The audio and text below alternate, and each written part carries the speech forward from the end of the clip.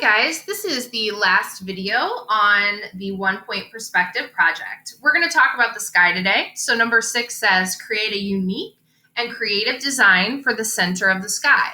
Only shading in the sky will result in a reduction of creativity points. So this is your chance to make your project unique. So when I look at my examples, I have this person that did letters and they're falling from the sky. It looks really cool because it's like this vortex. There's this hole in the middle. It's just a very, very good project.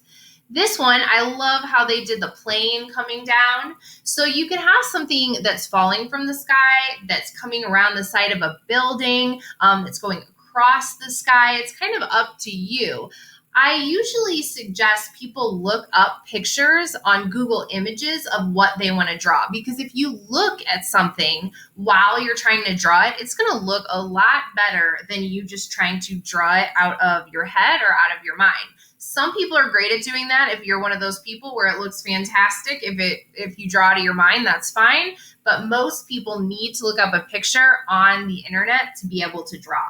So I'm going to go ahead and I'm going to switch to my document camera. And I'm going to show you what to do. On my original drawing, when I first made this project years ago, I didn't put anything in the center, and it's kind of boring. It made each project pretty much very similar. And so the center is really your chance to be creative. So this right here, just doing this, you would lose creativity points when you turned it in. So I'm going to go ahead on my project and I'm going to erase the vanishing point at this time. So if you made it super dark, you might be able to see it still on your final project.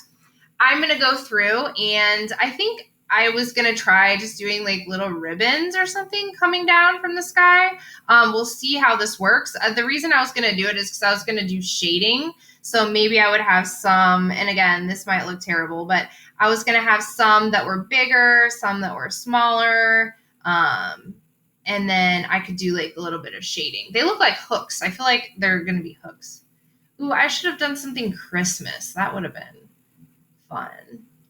So you need to have something. Now, if it's higher up in the sky, like these ribbons, these look crazy.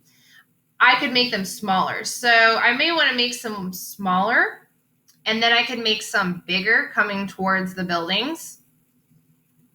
All right, so let's pretend I had those and they look super good. I think they look kind of weird, so I'm not suggesting you do ribbons, to be honest with you. Then I'm going to take my colored pencils and I'm going to go through and I'm going to make it colorful. Some people don't want to use a lot of color. That's fine, but it should be somewhat colorful so that it contrasts with the buildings. If it's not contrasting with the buildings, that's going to be a struggle. All right, so typically around the buildings, I like to shade a little darker and then fade it out to light. That is not a requirement. That's just something that I like to do personally. So I would go through and I would color the sky. Careful not to get it on your buildings. And then since I wanted to do ribbons, I wanted to do them kind of colorful so I could shade them darker and then lighter on the curves.